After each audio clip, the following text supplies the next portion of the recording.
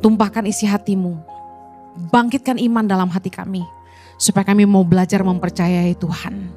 Tolong hamba-Mu karena sungguh tanpa Engkau hamba tidak mampu. Menyerahkan setiap menit-menit ke depan ke dalam pimpinan Roh Kudus sepenuhnya. Biar Tuhan yang selalu dipermuliakan dalam hidup kami. Hanya di dalam nama Yesus kami berdoa. Yang siap diberkati Tuhan, sama-sama kita katakan amen. Puji nama Tuhan, silakan duduk kembali.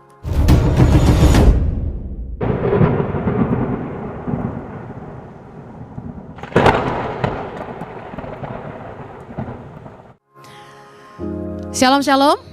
Khotbah saya temanya tenang di tengah badai. Yesaya 30 ayat 15. Kita baca sama-sama. 3, 2, 1. Sebab beginilah firman Tuhan Allah yang Maha Kudus Allah Israel. Dengan bertobat dan tinggal diam, kamu akan diselamatkan. Dalam tinggal tenang dan percaya terletak kekuatanmu. Katakan amin. Dalam terjemahan Net Bible, saya ingin saudara baca Isaiah 30 verse 15. For this is what the Master, the Lord, the Holy One of Israel says. If you repented and passionately waited for me, you would be delivered. If you calmly trusted in me, you would find strength. Yang artinya dalam bahasa Indonesia gini, bila kamu tenang dan percaya kepadaku, kamu akan menemukan kekuatan. Waktu kita lagi menghadapi badai kehidupan, waktu kita ngadapin pergumulan dalam hidup kita, Tuhan mau kita belajar tenang. Katakan saya harus tenang. Karena waktu masalah datang, saya yakin di dalam hidup kita pernah ngalamin yang namanya tuh tiba-tiba ditimpa masalah, ditimpa bencana, kabar yang buruk, entah sakit penyakit, entah bisnis yang ngalamin problem, ada urusan di keluarga yang tiba-tiba membuat kita down, depresi, marah, takut, nangis, tertekan, dan semua emosi negatif lainnya. Yang dengar baik, kalau kita tidak tenang, kita akan ngambil keputusan yang salah. Yang berarti katakan amin. Waktu kita lagi down, lagi depresi, saya yakin gini, pikiran yang busuk-busuk tuh, yang kita tadinya nggak pikirin gitu ya, pikiran-pikiran buruk tiba-tiba datang. Pikiran-pikiran yang negatif, kekhawatiran-kekhawatiran yang kita bingung kenapa tiba-tiba datang. Wah, gimana kalau begini, gimana kalau begitu. Jadi waktu Pak Jojo didiagnosa mengalami ada kerusakan pada ginjalnya beberapa bulan yang lalu, saya stres-stresnya, depresi, down, nangis. Dan luar biasanya, begitu saya tahu suami saya tuh ngalamin masalah dengan ginjalnya, besoknya saya harus khotbah di doa kesembuhan, healing worship night. Luar biasa ya Tuhan ya. Itu saya khotbah sambil nangis gitu. Dia enggak percaya istrinya tuh sayang dia gitu ya. Dianya tenang aja, saya yang stres saudara. Nah, saya ngalamin waktu saya lagi down, saya tuh kayak tengah malam tuh bisa kaget bangun dan berpikir gini, kamu siap gak satu hari Jojo gak ada gitu. Wah, stres banget, pikiran-pikiran negatif menghantui saya, kekhawatiran yang gak perlu itu datang menghantui. Yang akhirnya membuat saya bukannya kuat malah jadi lemah. Waktu kita itu khawatir bukannya tenang ya. Waktu kita mulai berpikir negatif di tengah-tengah masalah, saya yakin kita jadi putus asa, betul gak? Kita jadi makin lemah. Firman Tuhan berkata, di dalam tinggal tenang dan percaya. Kita gak boleh gegabah, gak boleh panik. Karena orang kalau panik, mereka akan tergesa-gesa bikin keputusan dan udah pasti keputusan itu salah. Kenapa salah? Karena kita dipimpin keadaan. Satu hari saya ingat, malam Xinjia, malam Imlek. Orang Chinese biasanya kalau mau Imlek besoknya malamnya ngapain? Makan keluarga. Nah, mama saya punya kebiasaan itu masak buat kami dan undang anak-anaknya datang ke rumahnya dan kami makan di rumahnya. Nah, dia lagi masak, siang-siang dia telepon saya, dia bilang, kamu di mana? Bisa ke rumah mama sekarang nggak? Saya bilang kan nanti malam makannya, kamu datang aja sekarang.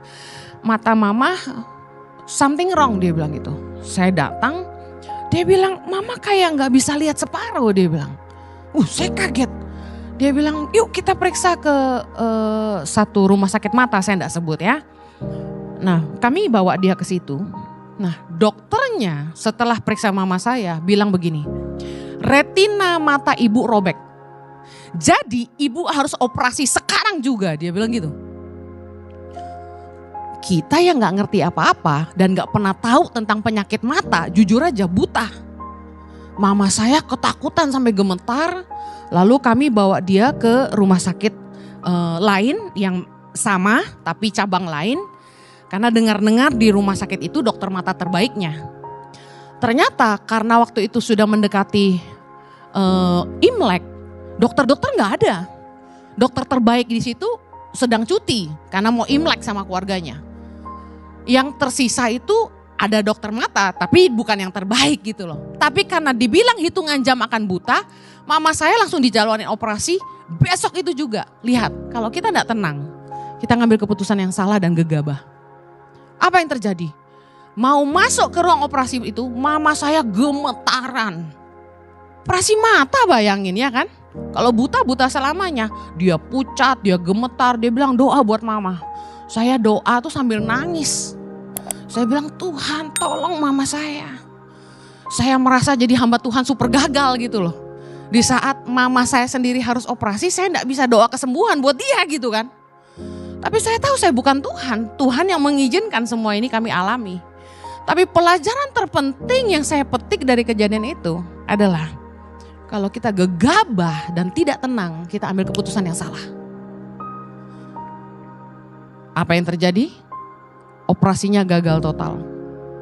Mama saya harus dilarikan ke Singapura untuk menyelamatkan matanya. Kasihan mama saya tersiksa sekali. Habis treatment di rumah sakit di Indonesia itu disuruh tengkurap 1 bulan. Bayangin tengkurap 1 bulan, Anda pernah ngerasain? Pinggang sakitnya luar biasa. Saya kasihan sama mama saya, sampai sekarang mama saya matanya agak burem. Kayak kalau jalan.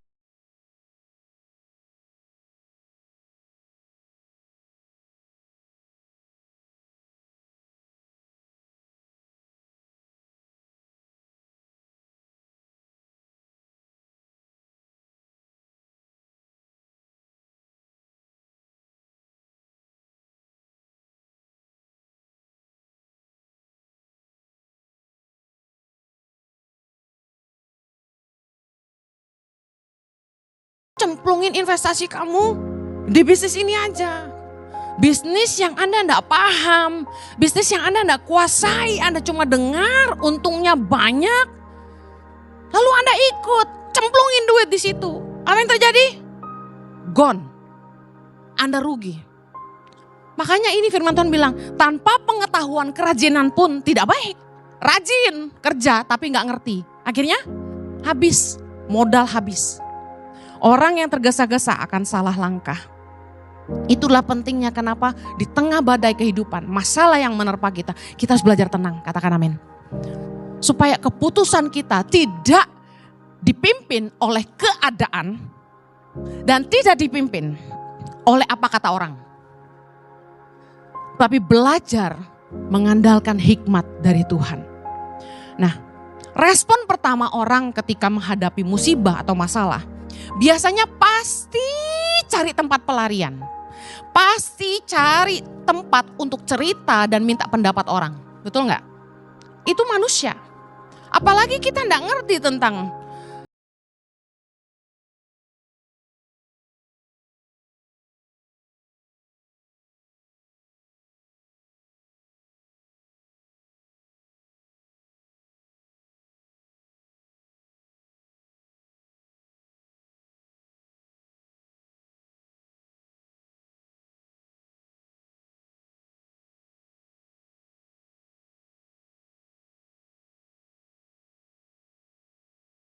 Tuhan itu ngajarin kita. Yesaya 30 ayat 15 tadi, dalam terjemahan New King James, tadi Net Bible, ini New King James, kita lihat. In quietness and confidence shall be your strength. Anda bisa lihat terjemahan yang berbeda.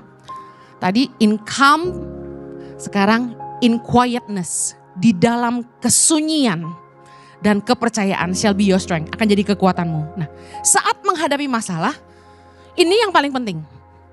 Pergilah ke tempat sunyi. Bicara tentang tempat sunyi, saya pernah khotbah ini. Kita belajar seperti Yesus. Yesus sepanjang hidupnya selalu pergi ke tempat sunyi. Dia selalu menyingkir ke tempat sunyi. Dia selalu pergi ke bukit untuk berdoa sendirian dengan Tuhan.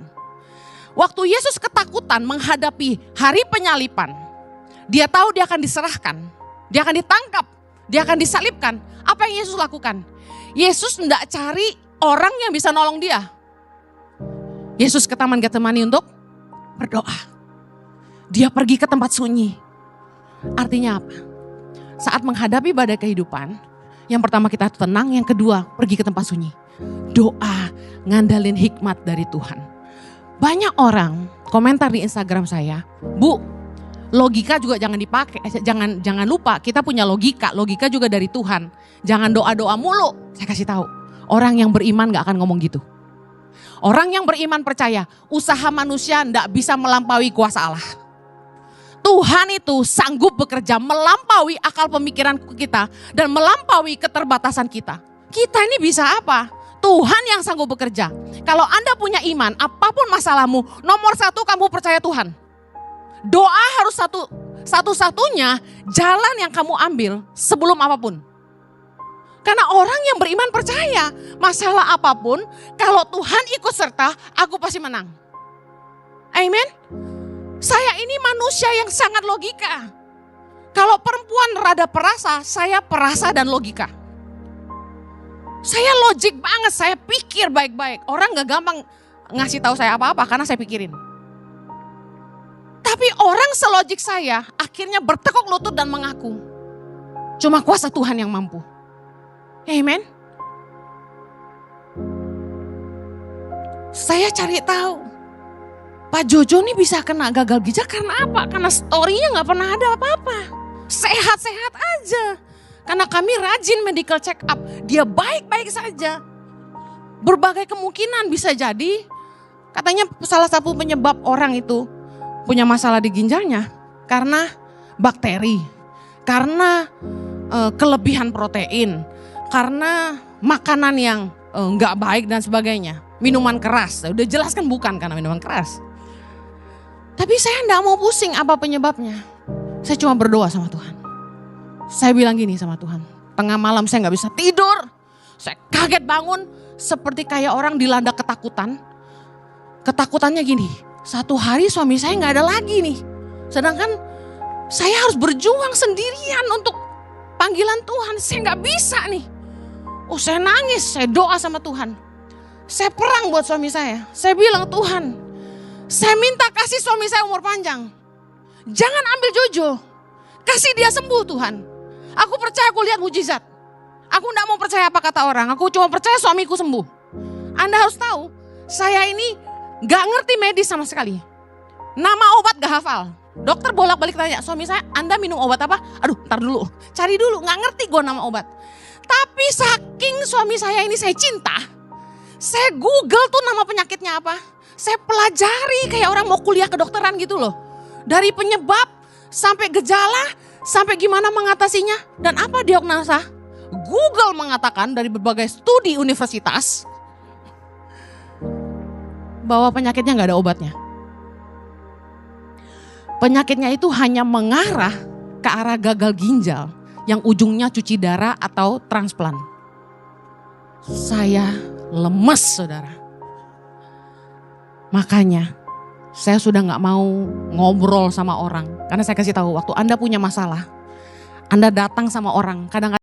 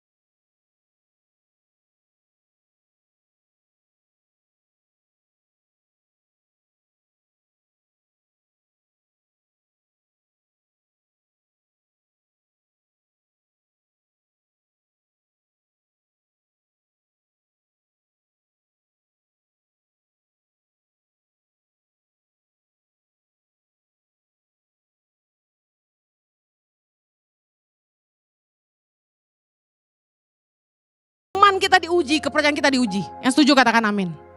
Anda pernah naik pesawat yang tiba-tiba nukik kakimu, gitu pernah? Saya udah pernah. Pesawat gagal landing 5 kali, saya udah pernah. Turun dari ketinggian sampai buk, udah pernah? Saya udah pernah. Segala goncangan di pesawat selain jatuh saya belum pernah, ya. Saya kasih tahu, tiap kali pesawat goyang meskipun terbang udah katakan ribuan kali, tiap kali goyang gue takut. Saya cengkeram tangan siapapun yang duduk di sebelah saya. Gue pegang tangannya, gue bodo amat deh dia suami atau bukan deh. Kalau udah goyang saya cengkeram. Takut saya. Waktu pesawat nukik kayak gini sekali, saya ingat Chloe Zoe Excel, cuma itu aja. Saya nggak ingat harta, gue nggak ingat siapapun, gue cuma ingat Tuhan lindungi anak-anakku. Tuhan kasih kesempatan aku masih mau lihat Chloe Zoe dan Excel. Cuma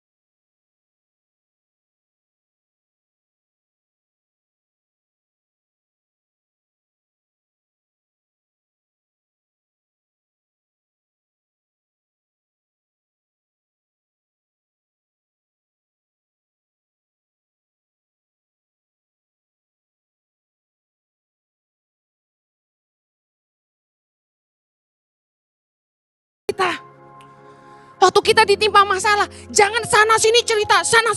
Ada orang yang tipenya gitu kan. Masalah dibawa kemana-mana, ceritain orang sekampung. Saya mau kasih tahu, belum tentu orang peduli sama kamu. Kamu cerita ke orang, yang ada kamu diomongin orang.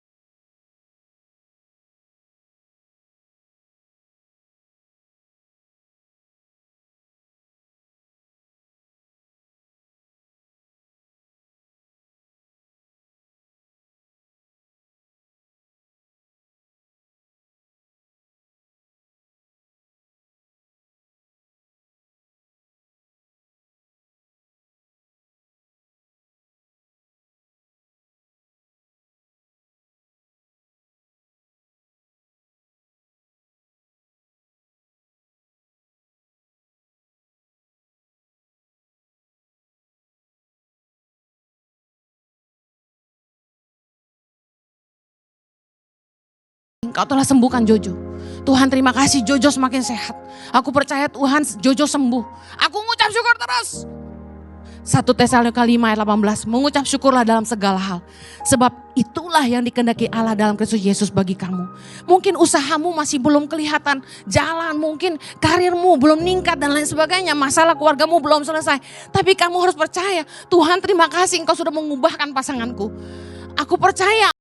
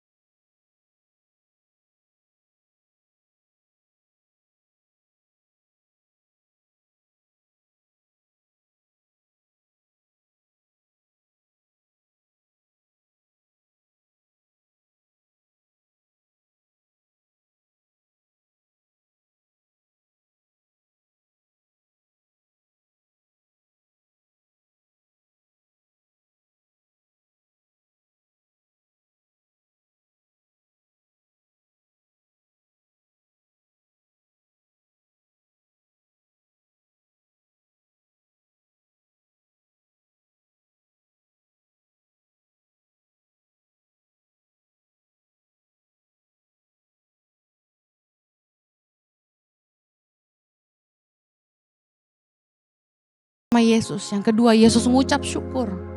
Dengan pengucapan syukur, ayat 19, memecah-mecahkan roti itu dan memberikannya kepada murid-muridnya, dan murid-muridnya membagi-bagikan kepada orang banyak. Saat ini, jangan fokus sama masalahmu. Luar biasanya, mujizat itu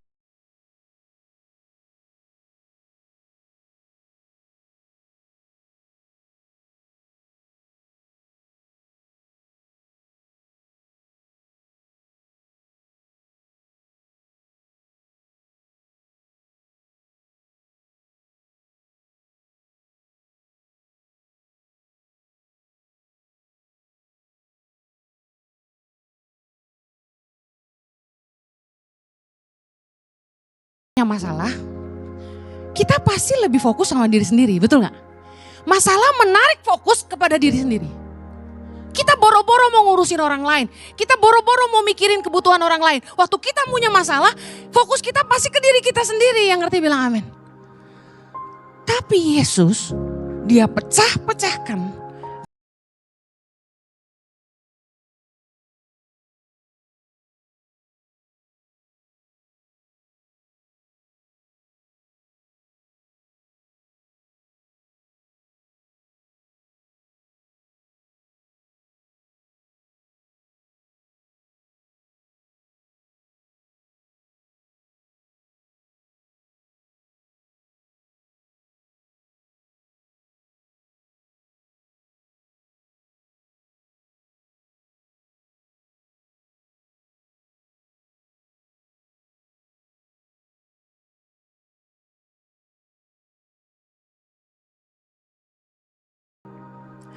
Yang keluar dari mulut saya untuk menasehati dia, itu sebenarnya kata-kata Tuhan buat saya. Berapa banyak Anda yang pernah ngalamin itu? Di saat kamu lagi nasehatin temenmu, sebenarnya Tuhan lagi bilang sama kamu. Makanya waktu kamu lagi punya masalah, jangan terpuruk diam sendirian di rumah. Tetap layani Tuhan. Waktu kamu mulai melayani, tiba-tiba kamu ketemu jawaban. Saya kasih tahu. Orang-orang yang punya kebutuhan, koneksi bisnis, marketing, Anda gak akan tertolong dengan diam aja di rumah. Ketika Anda pergi keluar dan melayani orang, entah gimana caranya Tuhan akan ketemuin Anda sama orang-orang yang punya jawaban buat masalah Anda. Amen. Berkat Tuhan itu gak pernah berhenti dalam hidup kami sejak kami memberi.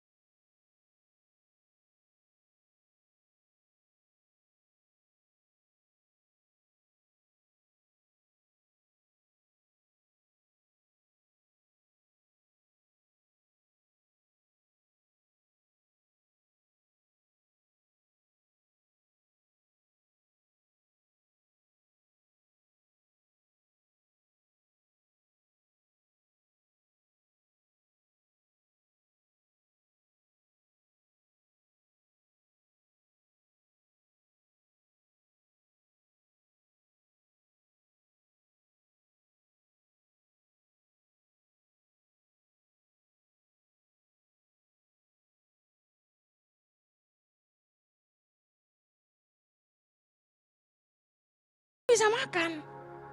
Sebenarnya bukan karena saya, tapi karena banyak orang yang kami itu tolong dan pelihara. Kalau hidupmu bukan hanya buat kamu aja, tapi kamu hidup juga buat orang lain. Kamu peduli orang tuamu, kamu peduli adik-adikmu, kamu peduli keponakanmu, kamu peduli sama orang-orang susah di sekitar kamu, kamu peduli sama pegawaimu. Tuhan akan berkati kamu dan akan pernah berhenti. Anugerah dan penyertaan Tuhan dan mujizat Tuhan, berkat Tuhan tidak akan pernah berhenti dalam hidupmu. Karena kamu tidak hidup untuk dirimu sendiri. Amen. Kalau Anda mau mengalami mujizat Tuhan, yang pertama bawa masalahmu sama Tuhan. Jangan ngomong kemana-mana. Yang kedua ngucap syukurlah. Karena dalam